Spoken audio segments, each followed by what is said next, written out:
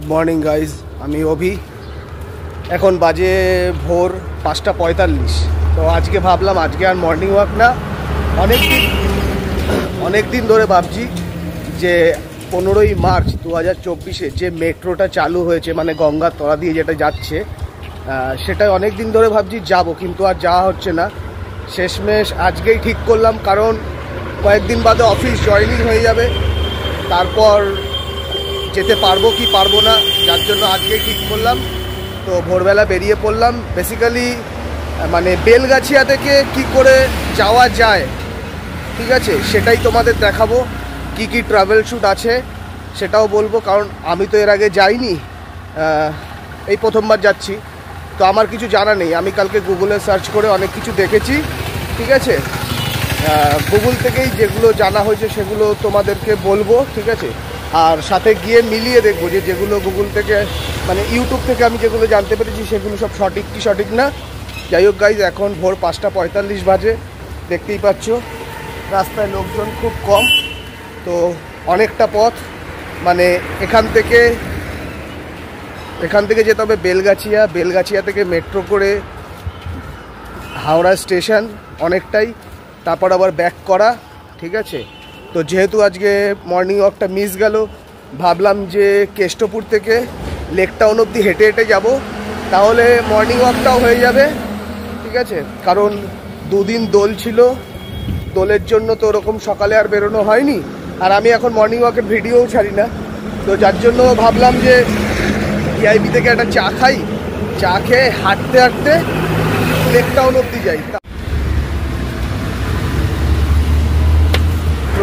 মানে বেলগাছিয়া মেট্রো স্টেশনে চলে এসেছি। 25 টাকা টিকিটের দাম নিয়েছে।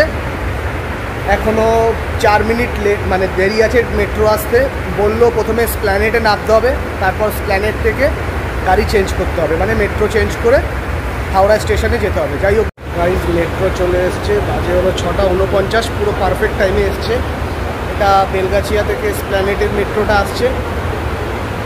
সাইডের আওয়াজগুলোকে ইগনোর করো। চলে এসছে, চলো গাইজ ভেতরে যাওয়া যায়।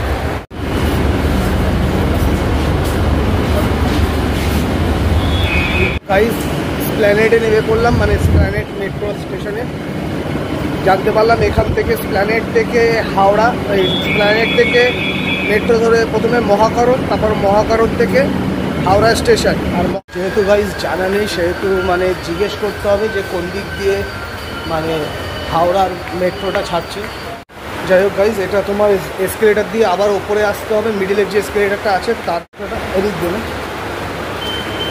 এই যে গাইজ দেখতে পাচ্ছ গ্রিন লাইন মেট্রো, আস্তে আস্তে গ্রিন লাইন মেট্রো দিকে যাচ্ছি। জানি না টাইমিং কী আছে, তাও গাইজ তোমাদের বলে রাখি।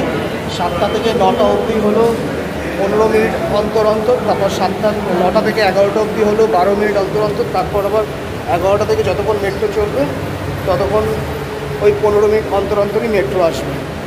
গাইজ কতটা ডিপ করেছে, মানে এখান থেকে তো নিচে নামলাম, আরও নিচে নামতে হচ্ছে। যাই হোক গাইজ, দেখাচ্ছি তোমাদের।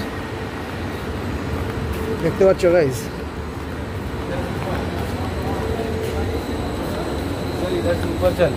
হাওড়া স্টেশনটা কোন দিক? এই এসকেলেটার দিয়ে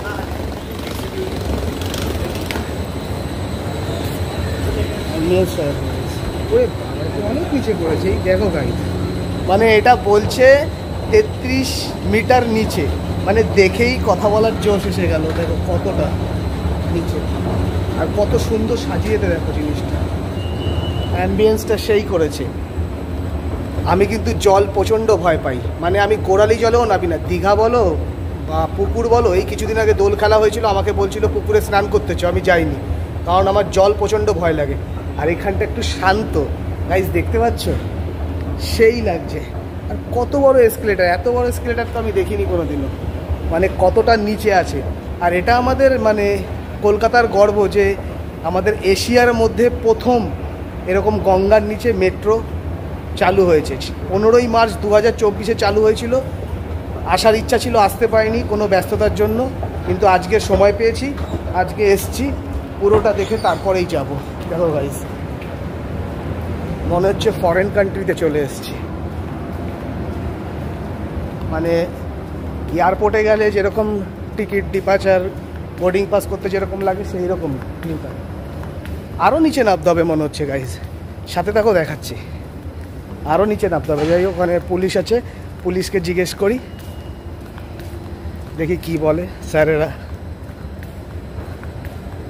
স্যার বলছি হাওড়া স্টেশনটা আরও নিচে দেখতে পাচ্ছ, এটা যেটা করেছে একটা শেড, মানে এটার জন্য কিন্তু অনেক সুসাইড বা অনেক অ্যাক্সিডেন্ট বন্ধ করা যাবে। মনে হচ্ছে ফরেন কান্ট্রিতে এসছি, সেই ভালো লাগছে। বলছে যেটাতে আসবে সেটাই হাওড়া যাবে, ওই পাশেও আসতে পারে এই পাশেও আসতে পারে। গাইজ আমাদের মেট্রো চলে এসছে, এখন গাইজ এই মেট্রোটাই উঠবো। গাইজ আমরা মেট্রোতে ঢুকে গেছি, দেখো গাইজ পুরো ফাঁকা, কেউ নেই। এটা এসপ্ল্যানেড থেকে যাবে হলো মহাকরণ, তারপর যাবে হলো মহাকরণ থেকে যে হাওড়া স্টেশনটা যেটা যাবে সেটাই হলো গঙ্গার নিচে। যাই হোক গাইজ, খুব ভালো লাগছে যে আমি এইটা মানে উপভোগ করতে পারছি।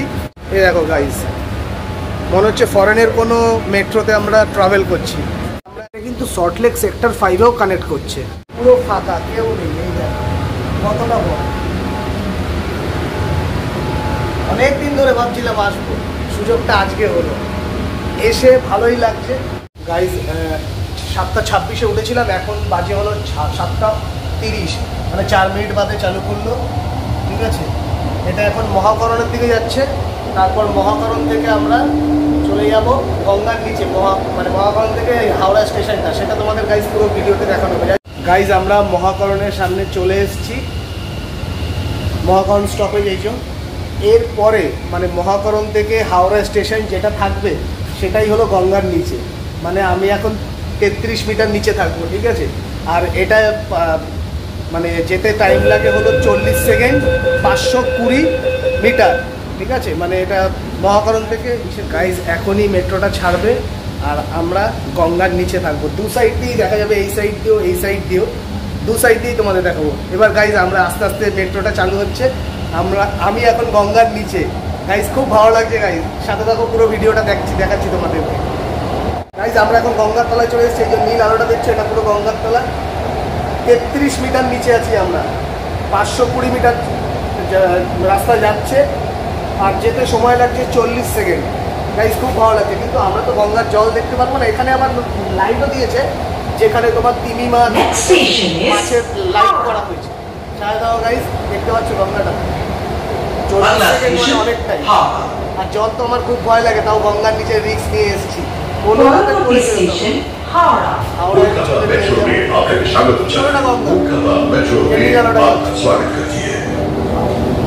প্রবেশ করতে চলেছে হুগলি নদীর তলদেশে মেট্রো রেল সড়ক।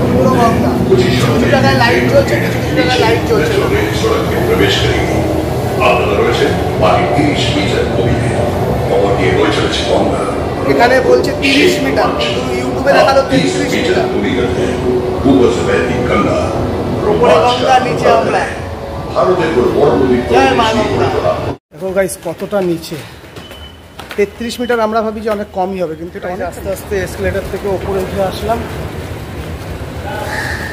গঙ্গার জার্নি যেটা ছিল সেটা কমপ্লিট করলাম।